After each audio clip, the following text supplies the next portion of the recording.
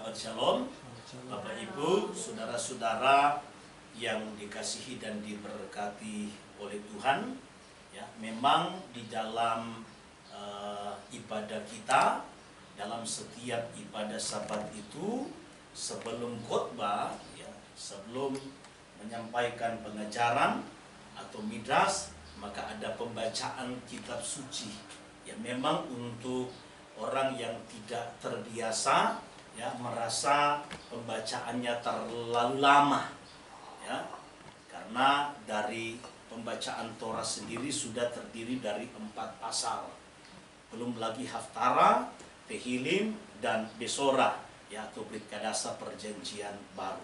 Tetapi kalau kita mengacu kepada kitab suci, baik di zaman Yeshua, ya, atau kita kenal dulu dengan nama Yesus, waktu dia ada di dunia, waktu dia masuk ke sinagog, beribadah di hari Sabat, ya, begitu juga di zaman para rasul Tuhan, para murid-murid Tuhan, maka kita melihat di sana akan ada pembacaan yang diambil dari kitab Torah maupun kitab para nabi.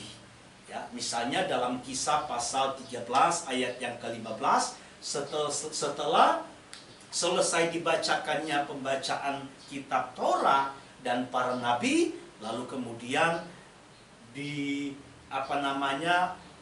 berikan kesempatan, ya, kepada setiap yang hadir saat itu untuk memberikan nasihat supaya bisa membangun dan memberikan penghiburan melalui penjelasan dari apa yang dibaca. Ya, dan saat itu dalam Kisah pasal 13 ayat yang ke-15 dan seterusnya, Rasul Saul langsung ujung tangan untuk memberikan penjelasan, untuk memberitakan tentang kabar baik, kabar sukacita, yaitu keselamatan yang ada di dalam Yeshua HaMashiach yang sudah disalibkan, mati, dikuburkan, dan kemudian bangkit pada hari yang ketiga. Keselamatan itu hanya bisa diperoleh kalau melalui Yeshua Sang Mesias kita. Nah, Bapak Ibu, saudara-saudara yang dikasihi dan diberkati oleh Tuhan, memang saat ini kita melihat bahwa situasi dan kondisi yang termasuk yang dialami oleh bangsa kita ini, oleh negeri kita ini, ya, sungguh sangat memprihatinkan. Dan tentunya ini akibat tidak lain daripada pandemi virus corona, ya, yang merajalela, ya, yang menyerang boleh dibilang seluruh dunia. Ya, saat ini kalau kita mau hitung-hitung, saudara, ini mungkin sebentar lagi sudah totalnya mau 3 tahun. Ya. Sehingga akibat pandemik yang begitu luar biasa ini, saudara, ya, menyebabkan bukan hanya ada banyak jiwa yang melayang, ada banyak kematian yang terjadi, ada banyak orang-orang yang kehilangan sanak saudara, famili, orang-orang yang dicintai, yang dikasihi. Tetapi juga, saudaraku, berdampak kepada perekonomian negara dan bangsa kita ini. Kita melihat bagaimana, saudara, ada begitu banyak pengusaha-pengusaha besar yang gulung tikar. Ada begitu banyak perusahaan-perusahaan yang akhirnya merumahkan, mem-PHK para karyawan. Karena memang situasi dan kondisi yang terjadi. Sehingga akibat dari ada begitu banyak karyawan dirumahkan, kita melihat sekarang berita-berita yang muncul di medsos, ya, di media sosial, di TV-TV, di Facebook, kita bisa melihat bagaimana kejahatan meningkat dengan sangat luar biasa. Termasuk kejahatan di dalam keluarga, kejahatan di dalam rumah tangga.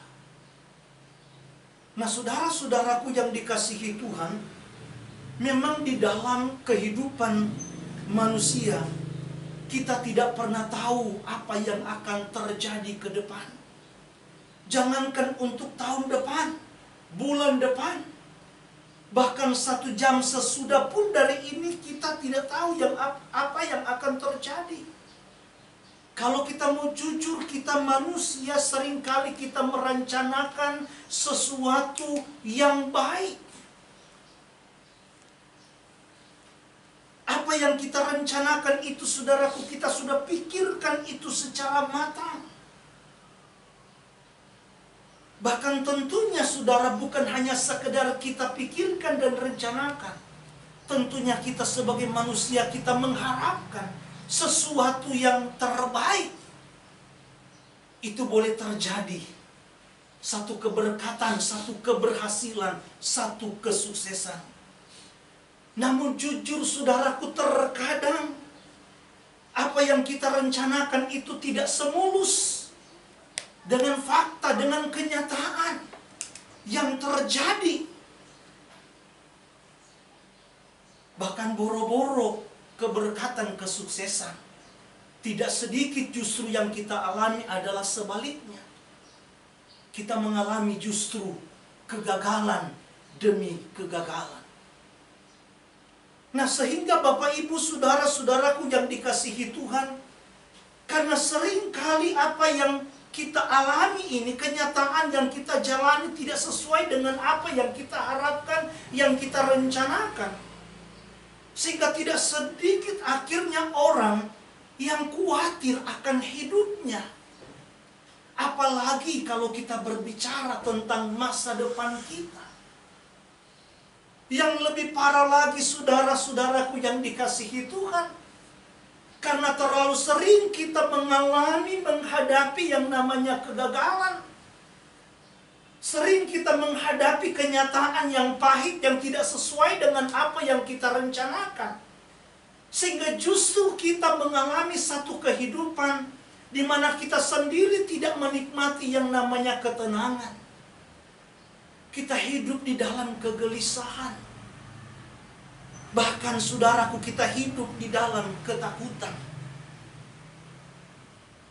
Memang saudaraku, hidup itu adalah sebuah perjuangan.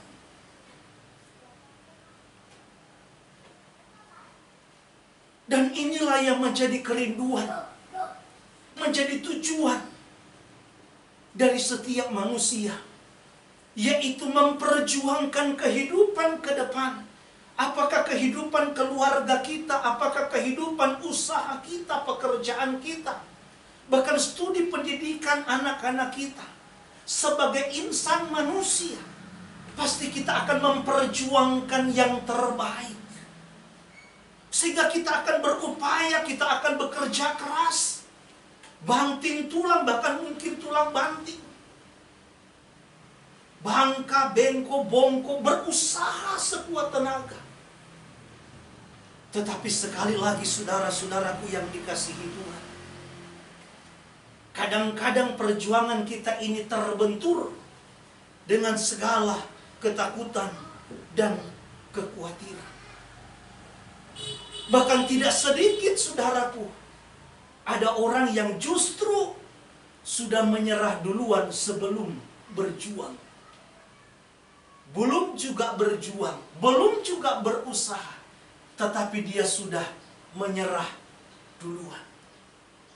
Apalagi kalau dia memiliki pengalaman demi pengalaman yang pahit. Dia pernah gagal. Misalnya gagal di dalam usaha. Mau pingin berusaha lagi. Sepertinya ada ketakutan, ada kekhawatiran, takut gagal lagi. Kalau pernah gagal di dalam rumah tangga, pingin untuk membangun rumah tangga yang baru, tetapi takut nanti mengalami kegagalan lagi.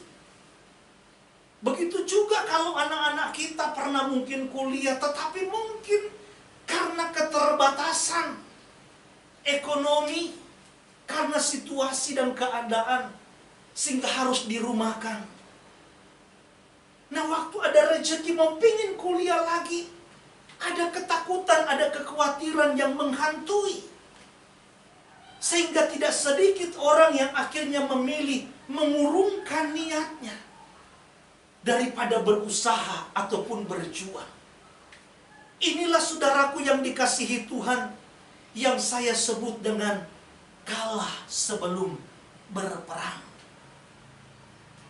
Kita sudah down lebih dulu sebelum kita bertindak. Makanya dalam sebuah kehidupan itu ada istilah pepatah yang berkata, dalam hidup itu hanya ada dua pilihan, yaitu berani dan ikhlas.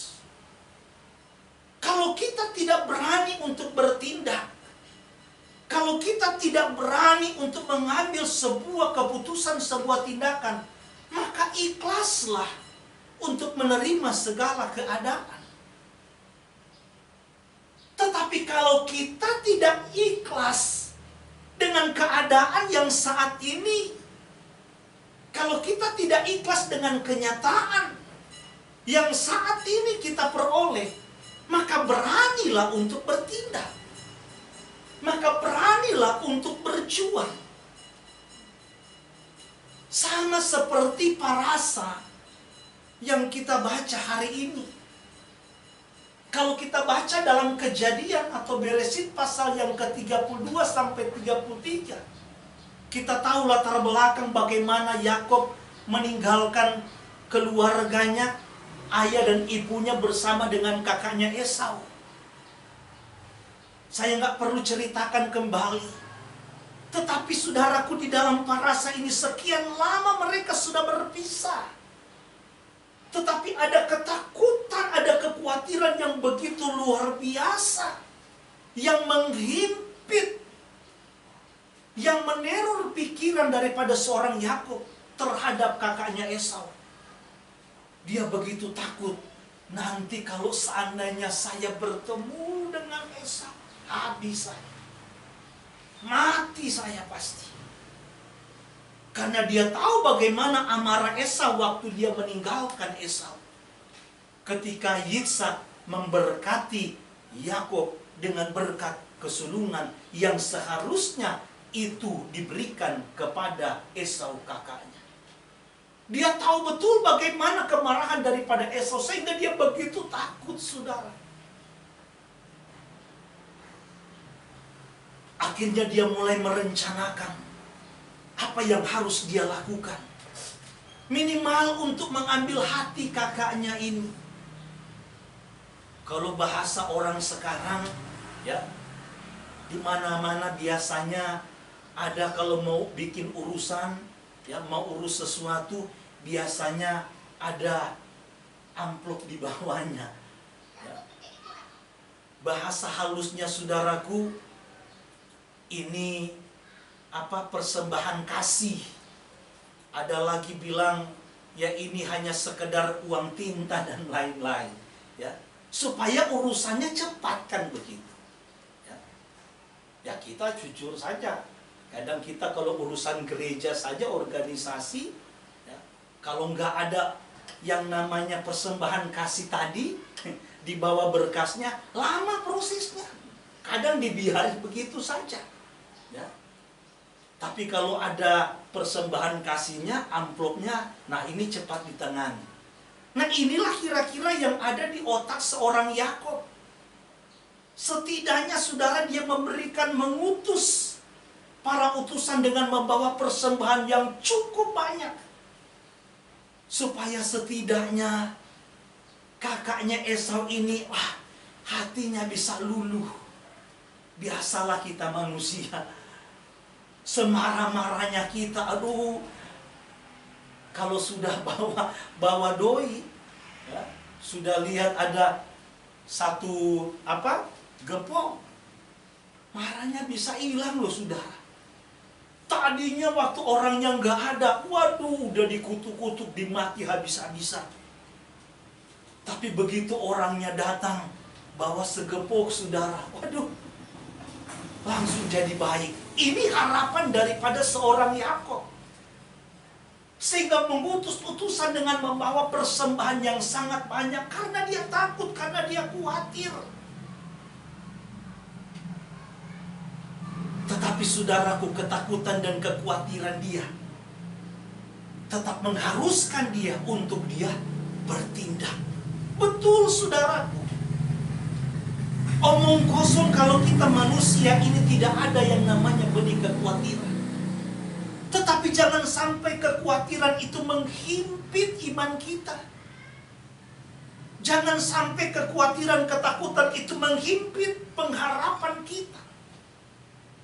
Sehingga akhirnya saudaraku membuat kita ciut seperti orang yang tidak punya pengharapan, seperti orang yang tidak mengenal Tuhan, yang tidak mengenal kebenaran. Inilah yang Tuhan tidak inginkan. Yakub sekalipun dia takut, sekalipun dia khawatir, tetap saudaraku dia bertindak. Dia bisa memilih untuk menghindar dengan mengambil jalan yang lain. Tetapi itu dia tidak lakukan. Dia tetap datang. Waktu dia melihat Esau, saudaraku, ada rasa takut itu. Hatinya gundah gulana berkecamuk, ada bukan tidak. Tetapi ternyata saudaraku, apa yang ditakutkan, dikhawatirkan oleh seorang Yakub, ternyata Tuhan bisa membuat itu berbalik arah, saudara. Berbalik 180 derajat. Yang tadinya dia berpikir kakaknya Esau akan marah besar, mungkin akan mengerahkan pasukan dan menghabisi dia, istrinya dan anak-anaknya, sehingga dia harus buat strategi membagi 2 kelompok dan seterusnya. Tetapi ternyata ketakutan dia, kekhawatiran dia, saudaraku, itu tidak terjadi. Tuhan bekerja secara ajaib. Ketakutan dia di mana Esau akan marah, akan mengangkat pedang untuk membunuh dia.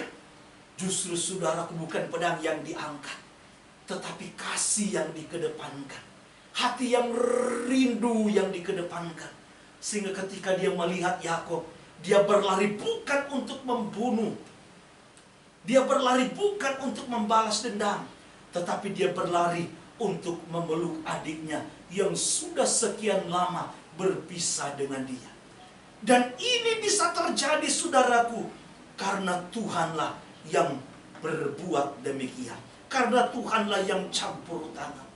Itulah sebabnya saudara-saudaraku yang dikasihi Tuhan, dari sini kita bisa melihat kadang-kadang kekhawatiran dan ketakutan itulah yang mengkerdilkan iman kita, mengkerdilkan pengharapan kita, sehingga kita sulit melihat kepada kuasa Tuhan yang besar. Kita sulit melihat akan kuasa firman Tuhan, di mana di sana dia nyatakan bahwa Tuhan yang kita sembah, Tuhan Yeshua yang telah mati dan bangkit itu tetap sama dulu, sekarang, dan sampai selama-lamanya. Dia Tuhan yang tidak pernah berubah. Itulah sebabnya Bapak Ibu saudara-saudaraku yang dikasihi Tuhan, yang paling penting di sini adalah bagaimana kita itu bisa dapat meyakini dengan sungguh bahwa Tuhan kita itu Tuhan yang hebat. Tuhan kita itu Tuhan yang luar biasa. Kembali kepada keyakinan setiap kita. Loh, kita jujur, kita tahu kok bahwa Tuhan itu maha tahu, dia maha melihat. Tapi kadang-kadang kan kita masih suka melakukan apa yang tidak dikehendaki oleh Tuhan. Seolah-olah kita beranggapan bahwa nggak ada orang yang lihat. Makanya sampai ada cerita, ada orang dia punya buah rambutan ini karena pendek sering dicuri orang. Tapi dia nggak tahu loh. Dia nggak bisa melihat siapa yang nyuri. Akhirnya dia buat satu tulisan gede-gede di triplex.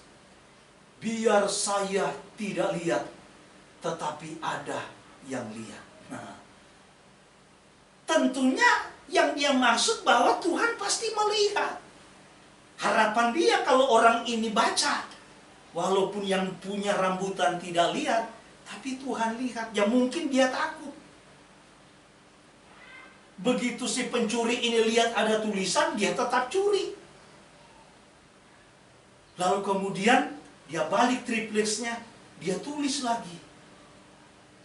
Biar dia lihat, tapi dia tidak mau kasih tahu, katanya. Ya memang Tuhan lihat, saudara.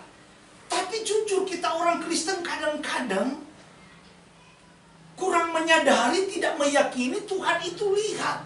Sehingga kita masih senang berbuat dosa. Kita bisa mengambil apa yang bukan menjadi hak, apa yang bukan menjadi milik kita. Padahal satu sisi kita tahu, memang gak ada orang lihat. Tapi ada yang lihat. Jadi kembali lagi kepada keyakinan kita akan kebesaran, keperkasaan, kemahakuasaan Tuhan yang kita sembah. Itulah sebabnya saudara-saudaraku yang dikasihi Tuhan, kalau kita lihat di dalam Matius pasal 6 ayat yang ke-25, apa yang di sana ditekankan oleh Yeshua dalam khotbahnya di bukit? Bukankah katanya hidup itu lebih penting daripada makanan? Bukankah tubuh itu lebih penting daripada pakaian? Artinya apa, saudaraku? Kita harus tahu, kita harus sadar bahwa ternyata ada hal yang lebih penting daripada sekedar apa yang kita khawatirkan tentang hal-hal lahiriah menyangkut kebutuhan, keperluan hidup kita. Karena kalau kita bicara khawatir tuh, saudara, tidak ada manusia mungkin yang tidak pernah khawatir. Waktu sekolah kita biasanya khawatir, jangan-jangan kita tidak naik kelas, tidak lulus. Sudah lulus pun kita masih khawatir. Jangan kita tidak bisa kuliah. Karena mungkin nggak ada biaya. Atau tidak bisa diterima di universitas dan lain-lain. Sudah jadi mahasiswa kita masih khawatir. Jangan-jangan kalau lulus kita nggak dapat pekerjaan. Nggak ada perusahaan yang bisa menerima. Sudah kerja masih khawatir lagi. Jangan-jangan saya nggak dapat pasangan hidup. Sudah menikah dapat pasangan hidup, tetap ada kekhawatiran. Jangan-jangan saya nggak biasa membahagiakan, menafkahi istri. Jangan-jangan saya nggak diberikan keturunan. Dan seterusnya dan seterusnya.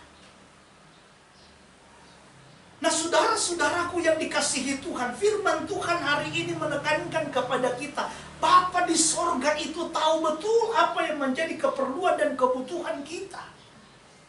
Tetapi yang Dia mau tekankan kepada kita hari ini, saudaraku, ada hal yang prioritas, ada hal yang lebih penting daripada hanya sekedar makanan, daripada hanya sekedar pakaian. Dari hanya sekedar kebutuhan kita sehari-hari yang bersifat lahiriah, yang semua itu hanya sementara, fana. Tetapi ada hal yang prioritas, ada hal yang penting. Sangat sedikit orang yang mengkhawatirkan justru tentang kerohaniannya. Jujur, saudara. Apalagi orang Kristen. Mati saja. Ya. Mati karena mabuk. Ya. Terus baku hantam, baku pukul. Akhirnya ditusuk, mati. Ya. Tapi masih meyakini bahwa mereka itu orang-orang yang sudah dijamin di dalam kerajaan surga. Coba orang mabuk yang jatuh di got tanya hari ini, kira-kira kamu kalau mati masuk surga apa neraka? 100% dia bilang surga.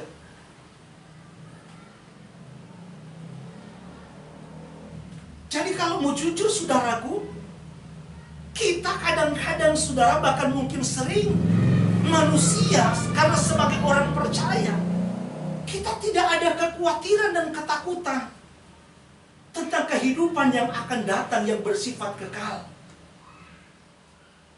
Kira-kira kalau saya mati, saya di surga apa neraka ya? Setidaknya kalau ada kekhawatiran itu akan memacu kita, akan memotivasi kita, mendorong kita untuk berusaha untuk memperbaiki diri ini, memperbaiki hidup ini, supaya kualitas kerohanian kita, kualitas iman kita akan terus semakin bertambah, semakin meningkat dari hari ke hari, dari waktu ke waktu. Kita boleh menjadi makin sama seperti Yeshua HaMasiah, karena itu yang Tuhan inginkan.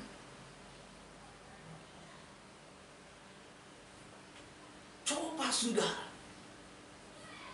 banyak sekali orang Kristen, bahkan mungkin juga termasuk di antara kita, kalau ibadah, wah, kudusnya seperti malaikat, baiknya luar biasa, lemah lembut. Tapi kalau udah kelar ibadah, pulang gereja, waduh, singa aja kalah. Baru salah sedikit, mulut ini. Apalagi orang timur, bagian kita Manado dan seterusnya ke Ambon sana. Kalau salah sedikit ini kebun binatang semua, yang tadinya diikat di dalam, lepas semua dia. Mulai keluar satu-satu. Dari babi, anjing, wah udah tai seterusnya. Ya. Padahal baru keluar dari gereja. Nah, ini yang Tuhan tidak inginkan. Yang Tuhan mau agar supaya kehidupan kerohanian kita, iman kita, itu terus boleh semakin dibaharui dari hari ke hari, dari waktu ke waktu. Jangan kita hanya terlalu dikhawatirkan, disibukkan, ditakutkan justru dengan perkara-perkara lahiriah. Coba kita lihat satu contoh yang mungkin kita sudah tahu dalam Lukas pasal 10 ayat 38 sampai 42, cerita tentang Marta dan Miriam atau Maria. Waktu Yeshua datang ke rumah mereka, seorang Marta hanya sibuk menyiapkan segala sesuatu untuk menjamu Yeshua, makanannya lah, lauknya apa, minumannya. Kalau mereka nginap nanti tempat tidurnya di mana. Dia sibuk menyiapkan hal-hal yang lahiriah ini. Sementara saudaranya yang bernama Miriam atau Maria ini, dia duduk diam di kaki Tuhan, mendengarkan apa yang disampaikan oleh Tuhan. Lalu proteslah Marta ini. Tuhan, suruhlah katanya Maria ini, Miriam ini untuk membantu dia. Dia berpikir bahwa Yeshua akan mengiyakan, meresponi, bahkan waduh, kamu ini hebat ya. Tapi tidak. Justru Yeshua geleng-geleng kepala, Marta, Marta. Kenapa kamu mengkhawatirkan? Sekali lagi yang ditekankan di situ, kenapa kamu mengkhawatirkan? Justru hal-hal yang tidak terlalu perlu, yang tidak terlalu penting. Tetapi Miriam, saudaramu ini justru sudah mengambil bagian kepada hal yang terpenting. Sekali lagi saudara, bukan berarti itu tidak penting. Tetapi ada yang lebih penting, ada yang lebih prioritas daripada semua itu. Makanya dari awal saya sudah katakan tadi, kembali kepada keyakinan kita akan Tuhan yang kita sembah. Bayangkan saudara, Yeshua sampai bilang, bukankah itu dicari oleh bangsa-bangsa yang tidak mengenal Tuhan? Artinya kalau mereka tidak percaya kepada Tuhan, kepada Yeshua sebagai Sang Pencipta, ya udahlah, itu bagian mereka. Tapi kamu nggak boleh. Kamu anak Tuhan. Kamu punya saya yang menjadi jaminan. Karena akulah Sang Pencipta. Aku berdaulat, aku berkuasa. Kalau mereka yang tidak mengenal aku khawatir, biarkan mereka. Tapi kamu jangan. Kamu jangan sama sama seperti mereka, seperti orang-orang yang tidak berpengharapan. Makanya saudara-saudaraku yang dikasihi Tuhan, melalui khotbah, melalui midras hari ini, jangan kita terlalu justru mengkhawatirkan yang secara berlebihan. Apalagi sampai gelisah. Sampai hidupnya tidak tenang. Karena memikirkan tentang hal-hal yang lahiriah. Yang Tuhan katakan saudaraku di dalam ayat yang ke-32, Bapa di sorgamu tahu apa yang engkau butuhkan. Kita aja katanya sebagai orang tua Bapa yang jahat di dunia tidak mungkin memberikan batu kepada mereka, kepada anak yang meminta roti. Tidak mungkin memberikan ular kepada anak yang meminta ikan. Kita yang jahat saja tahu berbuat baik untuk anak kita, apalagi Bapa kita di surga. Itulah sebabnya Bapak Ibu saudara-saudaraku yang dikasihi Tuhan, hal yang pertama ini ingat baik-baik, bahwa ada hal yang lebih prioritas yang harus kita kedepankan, yang harus kita utamakan.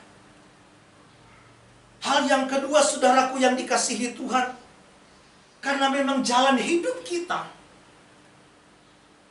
tidak akan diperpanjang, tidak akan berubah dengan kita khawatir. Maka kita nggak perlu khawatir. Ya kalau kita khawatir bisa berubah keadaan, tadinya nggak bisa bayar uang anak sekolah, tadinya habis beras. Terus waktu kita khawatir, waktu kita takut, tiba-tiba beras ada, tiba-tiba duit datang, ya mungkin silakanlah kita hidup dalam kekhawatiran. Itu juga kalau kita khawatir saudara, tidak akan berubah keadaan. Kata Yesua tidak akan menambah sehasta saja jalan hidup kita.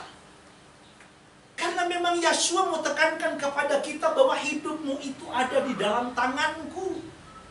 Hidupmu itu bukan bergantung daripada apa yang engkau makan. Sekalipun makanan itu perlu, tetapi hidupmu tidak bergantung dari semua itu.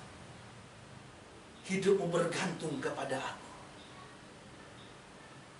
Di rumah kami kemarin ada kejadian. Jadi kebetulan di kamar kita pakai yang AC yang gede, tapi indoornya saja, outdoornya nggak ada. Jadi cuman anginnya saja. Ya. Jadi cuman anginnya, nggak ada dinginnya, kan begitu. Karena outdoornya nggak ada, cuman indoornya saja. Jadi AC ini gede, saya nggak tahu itu berapa PK, berat saudara. Nah saya cantol itu persis di atas kepala kalau kami tidur, ya. Persis di atas kepala kami tidur. Cuman waktu kami istirahat siang, kami tidurnya memang posisinya agak beda. Wih, tiba-tiba saudara AC itu jatuh. Wih, kaget. Itu sangat berat saudara. Saya kalau angkat sendiri itu untuk pasang begini itu dengan sekuat tenaga. Karena saya nggak tahu itu berapa PK, panjang. Nggak seperti biasa AC yang kita pakai indoor yang 1 PK, 1 PK setengah. Ini makanya anginnya kencang. Tiba-tiba jatuh. Ya. Nah begitu jatuh, anak sama istri saya trauma lah. Kalau tidur, lihat ke AC, Pak takut jatuh. Anak saya, Pak tidurnya posisinya bagaimana? Ya itu manusiawi sudah. Saya bilang udah nggak apa-apa, tidur aja. Ya. Saya sudah cek, pakunya nggak ada yang copot, ya. Pakunya nggak ada. Dan memang secara manusia, saya lihat kok mustahil dia bisa jatuh. Ya. Tapi ya sudahlah, saya berpikir positif. Mungkin waktu wire-nya itu, baling-balingnya itu muter jalan, mungkin dia secara perlahan bergeser. Karena saya pakai baku beton itu saudaraku yang panjang, ya buat nyantol supaya aman. Ada 3 biji apa 4, ya, supaya aman, bisa jatuh. Ya. Saya cerita ke teman yang jual kipas itu, dia bilang wah itu memang tanda tanya juga. Ya.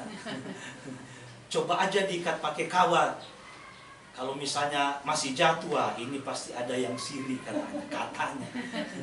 Kan memang suka kepercayaan orang di rumah itu harus ada pelihara binatang supaya kalau ada yang jahatin katanya yang kena duluan binatang. Nah, kucing kami memang dalam minggu ini 3 meninggal. Satu meninggal, nggak tahu kena virus apa. Ya, besoknya satu lagi, besoknya satu lagi. Nah ini ada lagi tanda-tanda satu. Begitu. Ya, saya bilang ya udah kita berdoa saja. Ya, karena memang ya karena kita ibadah kan virtual, online. Jadi kami juga makanya ini lagi dibikin program keliling, Pak. Karena berapa bulan ini kami di rumah sudah mulai ada tetangga yang keberatan. Jadi sudah mulai ada penolakan. Cuma tidak secara terus terang. Ada jemaat yang datang parkir motor jauh dari rumahnya, masih juga tidak diperbolehkan. Waduh, saya bilang wah ini memang tanda-tandanya udah nggak benar, kan begitu. Jadi kita tidak tahu, ya kan tidak baik juga kita mencurigai orang lain. Kita berpikir positif saja, ya. Tapi kembali lagi ada ketakutan, mau tidur bagaimana? Saya bilang kalau kamar kita sebesar ruang tamu Ibu Elma ini sih mungkin kita bisa siasatin, kan begitu. Ini udah nggak bisa mau bikin bagaimana, mau putar bagaimana, ya. Tapi saya bilang kembali lagi bahwa bagian kita lakukan ya kita periksa. Kalau ada yang lunglak kita tancapkan makin mantap. Lebih dari itu serahkan kepada Tuhan. Sama dengan COVID sekarang. Nggak usah kita khawatir, takut terlalu berlebihan. Tapi jangan juga kita mentang-mentang anak Tuhan terus nggak perlu cuci tangan, nggak perlu pakai masker. Saya tadi juga pakai masker, cuman waktu mimpin apa sih bahasanya, map-mapan apa? Nafasnya susah, saudara. Ya, jadi udah buka aja. Kita lakukan bagian kita. Protokol yang sudah ditetapkan pemerintah ya kita lakukan. Tapi lebih dari itu biarkan Tuhan yang punya kuasa untuk menjaga dan menolong kita. Ya. Nah itu hal yang kedua. Hal yang terakhir, hal yang ketiga saudaraku, karena memang hidup kita itu sebagaimana ayat yang ke-32 ada di dalam tangan kedaulatan Tuhan. Makanya kuncinya ada di ayat yang ke-33. Matius pasal 6 ayat 33. Apa yang menjadi kunci di sana yang Yeshua ajarkan? Carilah dahulu, utamakan dahulu kerajaan sorga dan kebenarannya. Utamakan samayim itu. Baru kemudian yang lain itu nanti akan ditambahkan, akan dicukupkan, akan diberikan kepadamu. Tetapi utamakan Tuhan, prioritaskan Tuhan. Karena kalau kita mengutamakan dan memprioritaskan Tuhan, maka Dia kok yang menjadi jaminan bagi kita. Dia adalah gembala agung kita.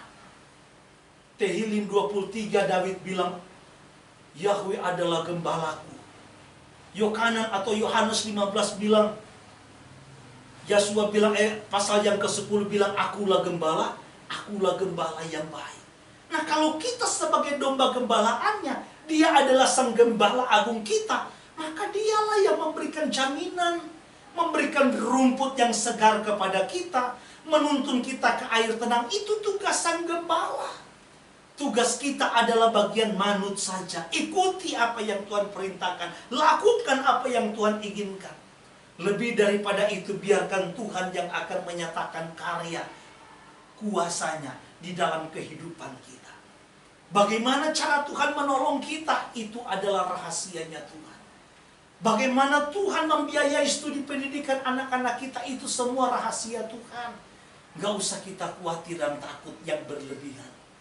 Serahkan, firman Tuhan katakan tadi dalam Mazmur atau Tehillim 37 ayat yang kelima. Serahkanlah hidupmu kepada Tuhan, maka Dia akan bertindak.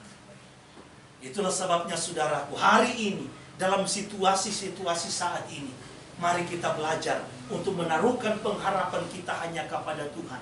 Menyerahkan segala kecemasan, kekhawatiran, kegelisahan, ketakutan kita hanya kepada Tuhan Yeshua. Karena Dialah yang menggenggam, Dialah yang menjamin akan seluruh kehidupan kita, bahkan sampai nafas kehidupan kita. Sehingga Tuhan yang kita sembah pasti tidak akan pernah mengecewakan kita.